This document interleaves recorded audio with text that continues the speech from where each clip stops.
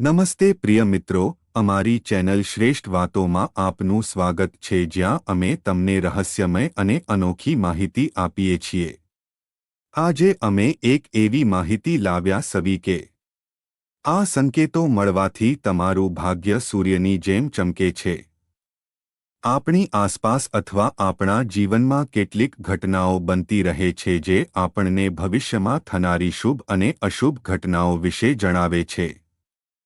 કેટલીક સુંદર ઘટનાઓ આપણી આસપાસ પણ બને છે જે આપણને આપણા ઉજ્જવળ ભવિષ્ય વિશે જણાવે છે અને આવનારા સારા સમયનો સંકેત આપે છે।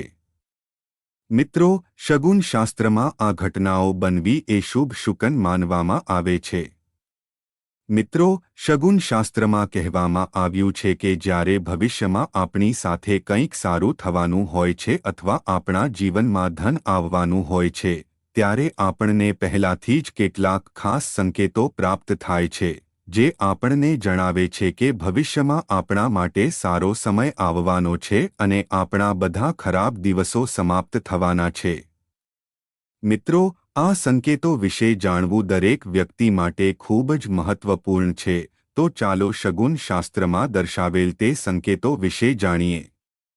પરંતુ તે પહેલા મારી તમને એક નાની વિનંતી છે કે વિડિયોને અંત સુધી જુઓ, તેને બિલકુલ ચૂકશો નહીં કારણ કે આ માહિતી ખૂબ જ કિંમતી છે અને વિડિયોને અન્ય લોકો સાથે શેર કરો જેથી અન્ય લોકો પણ લાભ મેળવી શકે। અને હા ભક્તો, વિડિયોને એક સુંદર લાઇક આપો અને તમારી પોતાની YouTube ચેનલ શ્રેષ્ઠ વાતોને સબસ્ક્રાઇબ કરવાનું ભૂલશો નહીં જેથી તમને શક્ય તેટલી વહેલી તકે આવી જ માહિતી મળે। અને હા પ્રિય મિત્રો, કોમેન્ટ બોક્સમાં જય લક્ષ્મી માતા લખવાનું ભૂલશો નહીં। મિત્રો, વાત એ છે કે સલાહ આપવાનું આપણું કામ છે, આપણે ફક્ત સલાહ આપી શકીએ છીએ। હવે તમે માનો કે ના માનો એ તમારી પસંદગી છે, પણ મિત્રો હું એક વાત ચોક્કસ કહીશ કે જો તમે માનો છો તો તમારી ન્યા પાર થઈ જશે। આ વિડિયો અંત સુધી જોયા પછી તમારે કોઈ પણ પ્રકારની સમસ્યાનો સામનો કરવો પડશે નહીં, બાકી તમારી પસંદગી છે, તમે પોતે ખૂબ સમજદાર છો। તો પ્રિય મિત્રો, ચાલો આપણે વધુ વિલંબ કર્યા વિના વિડિયો શરૂ કરીએ। નંબર 1, હાથમાં ખંજવાળ। મિત્રો, હાથમાં ખંજવાળ તમને જણાવે છે કે ખૂબ જ ટૂંક સમયમાં તમારા જીવનમાં ધન આવવાનું છે। જો તમારા જમણા હાથમાં ખંજવાળ આવવા લાગે છે તો તમારે સમજવું જોઈએ કે તમને પણ મોટી રકમ મળવાની છે। જો તમારા ડાબા હાથમાં ખંજવાળ આવે છે તો તમારે સમજવું જોઈએ કે ભવિષ્યમાં તમારી સાથે પણ કોઈ અશુભ ઘટના બની શકે છે, તેથી તમારે સાવચેત રહેવું જોઈએ। નંબર 2, કપડાં ઊંધા પહેરવા। મિત્રો, જો તમે બહાર જવાની તૈયારી કરી રહ્યા છો અને તમે ભૂલથી તમારા કપડાં ઊંધા પહેરી લો છો તો તમારે ખુશ થવું જોઈએ કારણ કે ભૂલથી કપડાં ઊંધા પહેરવાથી એ સંકેત મળે છે કે તમને ખૂબ જ ટૂંક સમયમાં કોઈ સારા સમાચાર સાંભળવા મળશે। તમને અચાનક ક્યાંકથી પૈસા પણ મળી શકે છે। આનો અર્થ એ છે કે તમારું ભવિષ્ય ખૂબ જ ટૂંક સમયમાં ચમકવા જઈ રહ્યું છે અને તમારી કોઈ પણ ઈચ્છા પણ ખૂબ જ ટૂંક સમયમાં પૂર્ણ થઈ શકે છે। નંબર 3, કાનમાં ખંજવાળ આવે છે। મિત્રો, જો તમારા કાનમાં ખંજવાળ આવે છે તો તમારે સમજવું જોઈએ કે કોઈ તમારા વિશે વાત કરી રહ્યું છે।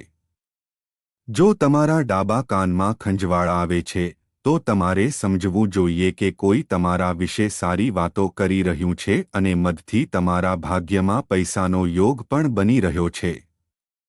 પરંતુ જો તમારા જમણા કાનમાં ખંજવાળ આવે છે તો તમારે સમજવું જોઈએ કે કોઈ તમારા વિશે ખરાબ બોલી રહ્યું છે। નંબર 4, એક પક્ષી તમને ચૂંટી રહ્યું છે। મિત્રો, જો કોઈ તમને ચૂંટી રહ્યું છે, જો કોઈ પક્ષી તમારા પર વિસર્જન કરે છે તો તમારે તેના વિશે કંઈ ખરાબ ન કહેવું જોઈએ, પરંતુ ખુશ રહેવું જોઈએ। પક્ષી તમારા પર વિસર્જન કરે છે તે તમને કહે છે કે નસીબ તમારી સાથે છે અને તમારું ભાગ્ય ખૂબ જ ટૂંક સમયમાં બદલાવાનું છે। આ તમને કહે છે કે તમને કોઈ કામમાં મોટી સફળતા મળવાની છે અને તમારું ભાગ્ય ટૂંક સમયમાં બદલાવાનું છે। નંબર 5 ખરતો તારો જોવો મિત્રો સામાજિક માન્યતાઓમાં એવું કહેવામાં આવે છે કે ખરતો તારો જોવો ખૂબ જ શુભ માનવામાં આવે છે મિત્રો લાંબા સમયથી એવું માનવામાં આવે છે કે જો તમને ખરતો તારો દેખાય તો તમારે તરત જ આંખો બંધ કરીને એક ખાસ ઈચ્છા કરવી જોઈએ એવું માનવામાં આવે છે કે આમ કરવાથી 30 દિવસમાં તમારી ઈચ્છા પૂર્ણ થશે જો તમે બીમાર છો તો તમે જલ્દી સ્વસ્થ થઈ જશો અથવા જો તમારું નસીબ તમારા પર ગુસ્સે છે તો તે પણ સૌભાગ્યમાં ફેરવાઈ જશે અને તમને તમારા બધા પ્રયત્નોમાં સફળતા અને સમૃદ્ધિ મળશે આ સાથે તમારા ઘરમાં ખુશી અને શાંતિનું વાતાવરણ રહેશે નંબર 6 સવારે ઉઠતાની સાથે જ દૂધ કે દહીં જોવું જો તમે સવારે સૌથી પહેલા દૂધ કે દહીં જુઓ છો તો તે ખૂબ જ શુભ માનવામાં આવે છે તે એક સંકેત છે કે તમારા જીવનમાં કોઈ મોટી સમસ્યા કે ઘટના ટળી જવાની છે આ તમારા માટે શુભ નસીબનો સંકેત છે નંબર 7 શુભ પ્રસંગે ભેટ પ્રાપ્ત કરવી જો કોઈ તમને કોઈ ખાસ પ્રસંગે જેમ કે તહેવાર કે શુભ તિથિ પર ભેટ આપે છે તો તે દેવી લક્ષ્મીના આશીર્વાદનું પ્રતીક છે આ સૂચવે છે કે તમારા માટે સારા દિવસો આવી રહ્યા છે અને તમારી આર્થિક સ્થિતિમાં સુધારો થશે ખાસ કરીને દિવાળી દરમિયાન ચાંદીની ભેટ મેળવવી એ દેવી લક્ષ્મીના આગમનનું પ્રતીક માનવામાં આવે છે જે ઘરમાં સુખ અને શાંતિ લાવે છે નંબર 8 નવી કન્યાને જોવી જો તમે તૈયાર થઈ રહ્યા છો અને તમારા માર્ગ પર છો તો તમે 16 શણગારથી શણગારેલી નવવધુ અથવા નવપરિણીત યુગલને જુઓ છો તો તમારે સમજવું જોઈએ કે તમારા જીવનની બધી સમસ્યાઓનો અંત આવવાનો છે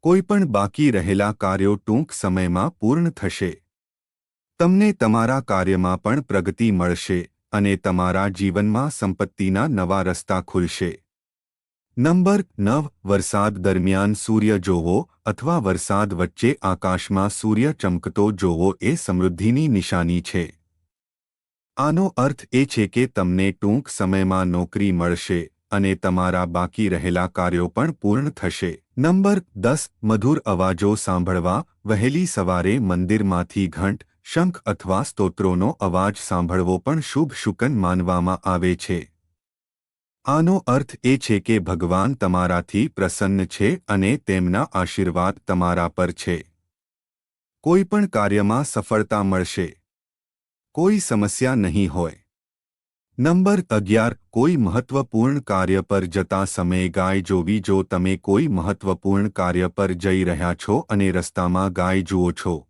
તો તે તમારા કાર્યમાં સફળતાની નિશાની માનવામાં આવે છે તે એક શુભ સંકેત છે કે તમારું નસીબ તમારા પક્ષમાં છે અને તમને સારા સમાચાર મળવાના છે જો કોઈ ગાય તમારા ઘરના દરવાજા પર આવે છે અને બૂમ પાડે છે અથવા તમારા ખેતરમાં ચરવા આવે છે તો તે ઘરમાં સુખ અને સમૃદ્ધિમાં વધારો થવાનું પ્રતીક પણ માનવામાં આવે છે નંબર 12 જો તમને રસ્તામાં સાપ દેખાય છે અથવા તમારા ઘરમાં સાપ દેખાય છે તો તે પણ એક શુભ સંકેત માનવામાં આવે છે તે પ્રતીક છે કે તમારા જીવનમાં કંઈક મહત્વપૂર્ણ અને મોટું બનવાનું છે એવું માનવામાં આવે છે કે સાપ જેટલો ઝેરી હશે તમારું નસીબ તેટલું જ તેજસ્વી થશે નંબર 13 જો પતંગિયું તમારા ઘરે ઉડતું આવે છે તો તે તેની સાથે સારી વસ્તુઓ પણ લાવે છે જો પતંગિયાની પાંખો રંગબેરંગી હોય તો સમજો કે તમને તમારા પ્રેમ જીવન સાથે સંબંધિત કોઈ સારા સમાચાર મળવાના છે અને જો પતંગિયું કાળું હોય તો સમજો કે તમને તમારા કારકિર્દી અથવા વ્યવસાય સંબંધિત કોઈ સારા સમાચાર મળવાના છે તો તમારે તેને મારવાનો પ્રયાસ ન કરવો જોઈએ નહીં તો તમારું નસીબ દુર્ભાગ્યમાં ફેરવાઈ શકે છે અને તમારે શુભ પરિણામોને બદલે અશુભ પરિણામોનો સામનો કરવો પડી શકે છે નંબર 14 તમારા ઘરની છત કે વાડ પર કોયલનો કિલકિલાટ જો તમે તમારા ઘરની છત કે વાડ પર કોયલ કે સોનાનું પક્ષી કિલકિલાટ સાંભળો છો તો તે ખૂબ જ શુભ માનવામાં આવે છે આ એક સંકેત છે કે તમારા જીવનમાં નાણાકીય વૃદ્ધિ થવાની છે અને તમને તમારા કારકિર્દી કે વ્યવસાયમાં મોટો ફાયદો થવાની સંભાવના છે. નંબર 15 સવારે વહેલા નાળિયેર કે કસ્ટર્ડ સફરજન જોવું. જો તમે સવારે ઉઠતાની સાથે જ નાળિયેર જુઓ છો તો તે ખૂબ જ શુભ માનવામાં આવે છે. આ એક સંકેત છે કે કોઈ સારા સમાચાર આવવાના છે અને તમારું ભાગ્ય ચમકવાનું છે. નંબર 16 દેડકા કે તીડનો અવાજ. વરસાદ પછી દેડકા કે તીડનો અવાજ સાંભળવો એ એક શુભ સંકેત માનવામાં આવે છે. વધુમાં, જો તમે વહેલી સવારે રસ્તા પર શેરડી જુઓ છો તો તે ક્યાંકથી સંપત્તિ પ્રાપ્ત થવાનો શુભ સંકેત માનવામાં આવે છે. નંબર 17 તમારા ઘરની સીમામાં પ્રવેશ કરતો મોર અને તેની પાંખો ફેલાવતો મોર. જો મોર તમારા ઘરની સીમામાં પ્રવેશ કરે છે અને તેની પાંખો ફેલાવે છે તો તે કોઈ શુભ પ્રસંગની જાહેરાત માનવામાં આવે છે. તેવી જ રીતે, જો તમને દરિયા કિનારે મોતી મળે તો તે પણ ખૂબ જ શુભ સંકેત છે. દરિયા કિનારે મોતી મળવું ખૂબ જ દુર્લભ છે અને તેને ખાસ સૌભાગ્યનું પ્રતીક માનવામાં આવે છે.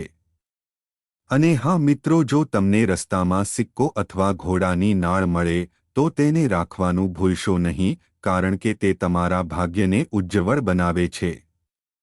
જો તમારા ઘરમાં આવું થાય તો સમજો કે તમારા વ્યવસાયમાં મોટો નફો થવાનો છે અથવા તમને ક્યાંક ફસાયેલા પૈસા પાછા મળશે અને તમે કોઈ મોટા પ્રયાસમાં સફળતા પ્રાપ્ત કરશો. જો કોઈ પક્ષી તમારા ઘરમાં માળો બનાવે છે તો તે અત્યંત શુભ છે. આવા પક્ષીઓને શાંતિ, સંવાદિતા અને સમૃદ્ધિનું પ્રતીક માનવામાં આવે છે.